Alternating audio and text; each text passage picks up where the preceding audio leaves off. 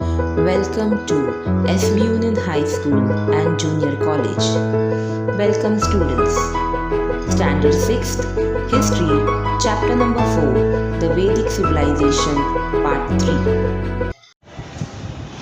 Now the next point, that is 4.3, is agriculture, animal husbandry, economic and social life. Now in this we are going to first see about agriculture. Agriculture was the main occupation during the Vedic period. Oxen were yoked together to plough fields. They were tied together to plough the fields. Then plough, which were made of iron ploughshares, were being used for ploughing the field. Atharvaveda considers, or Atharvaveda tells that insects, pests and other animals that destroys crops, and also suggest remedies for it. And what are the remedies for protecting the crops from insects, pests and other animals? That remedies means solutions that is being given by Atharvaveda. Then cow dung was used as manure during the Vedic period. Now, during the Vedic period, animals like horses, cows and dogs, they had special importance. Cows were used as means of exchange, and that is why they were highly prized. And that is why the people of Vedic period would take special care of cows, and they would also see to it that the cows should not be stolen, as they were highly prized. They would take special care of the cows because as they were highly prized, the cows should not be stolen. Horses were also being valued during the Vedic period for its speed. The people were skilled in taming the horses. That means they were skilled in, the people of the Vedic period were skilled in training the horses and harnessing them to chariot. Harnessing means tying them to the chariot, means carriage. They were tying them to the carriage, and that is called as a chariot. Chariots in the Vedic period, they had spoked wheels which were lighter than solid wheels. They were lighter means what? Lighter in terms of weight. They had less weight because they were made from wood. And you can see the picture which I have given down here. Chariots with spoked wheels were swift and speedy. They were very fast and very smooth and swift. Apart from agriculture, several other occupations had also flourished. So apart from agriculture, there were many other occupations also which had flourished or which were being carried out. As I told you that there were other occupations also which had flourished during the Vedic period. So that is why artisans were also an important part of the society during the Vedic period. They were given special importance during the Vedic period. So that is why they formed independent organizations which was known as Shrenis or guilds. The name for their organization was called as Shrenis or guilds.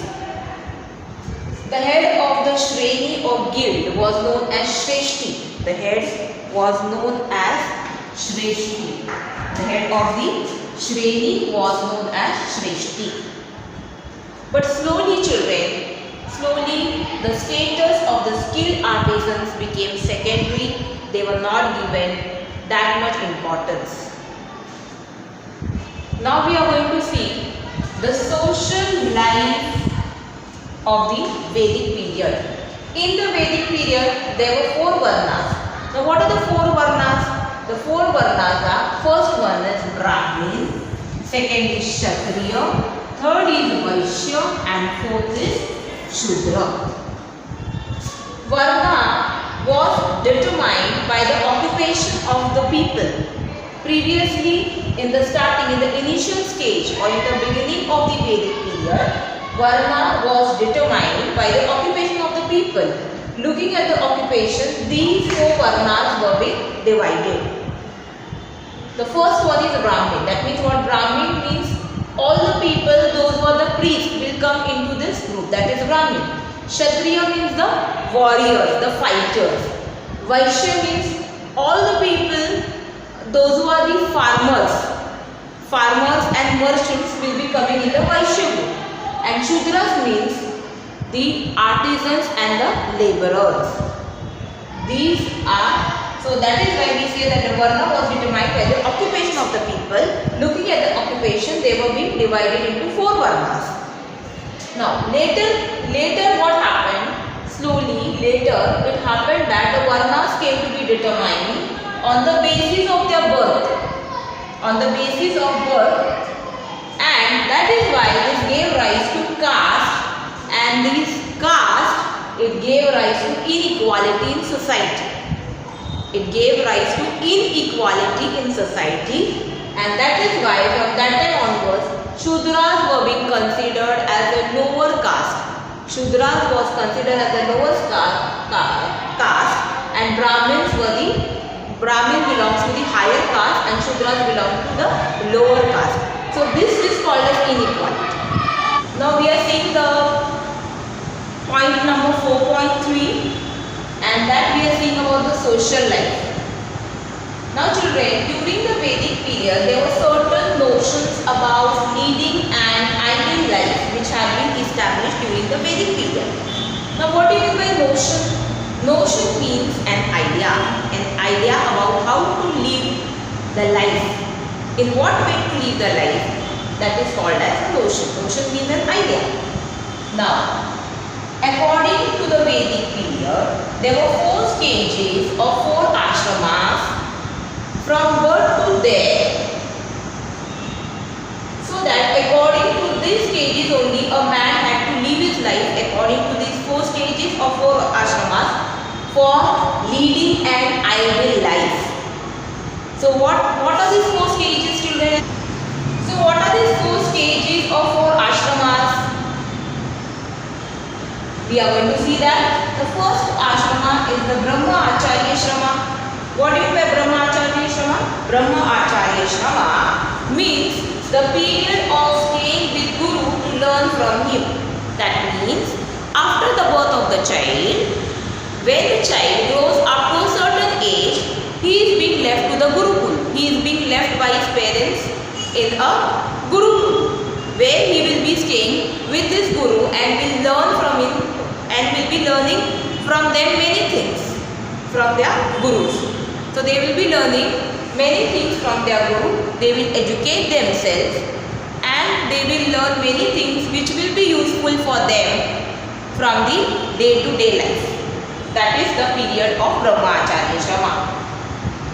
Now, after the successful completion of Brahmacharya Ashrama, the next stage of the life of a man was Grihastha Ashrama. Now, what is Grihastha Ashrama? See, when the child comes back or he returns back to his home, he gets married. He gets married to a girl, and then he can carry out his duties towards his family and society with the help of his wife. So he has to carry out his duty. He has to take the responsibilities on his shoulder once he is married. Once he is married, he should take all the responsibilities on his shoulder. That is to take care of his family members and also to look after the society. That too with the help of his wife. That is called as Grihastha Ashrama. Third stage is Vanaprastha Ashrama. From the word one, you can understand what in by one. One means forest. Now, what is being expected from the man in this stage? That is Vanaprastha Ashrama. He is expected to detach himself from the household. That means, what is the meaning of detach? Detach means to separate himself from the family members. To separate himself from the family members is called as detach. So here he has to detach himself from the family members. He has to detach himself from the household duties. He has to detach himself, he has to separate himself from the family members and give away his household duties to others or to the other family members, maybe his son, and retire to a solitary place. What is the meaning of solitary? Solitary place means a place where nobody stays, or a lonely place. So he has to live in a lonely place, and he has to live a simple life. Simple life means without any luxuries. There will be no luxuries. He have to live a simple life, same like a sadhu. That is called as a Vanprastha. The fourth one is Sannyas Ashrama. From the word sannyas itself, you understand, children, what do you mean by sannyas? Sannyas means you have to leave everyone and you have to go to a forest and do tapasya or do meditation over there. So what do you mean by sannyas ashrama? Sannyas ashrama means to renounce all relation, to detach himself from his family members, that is called as renouncing, and lead life in order to understand the meaning of human life.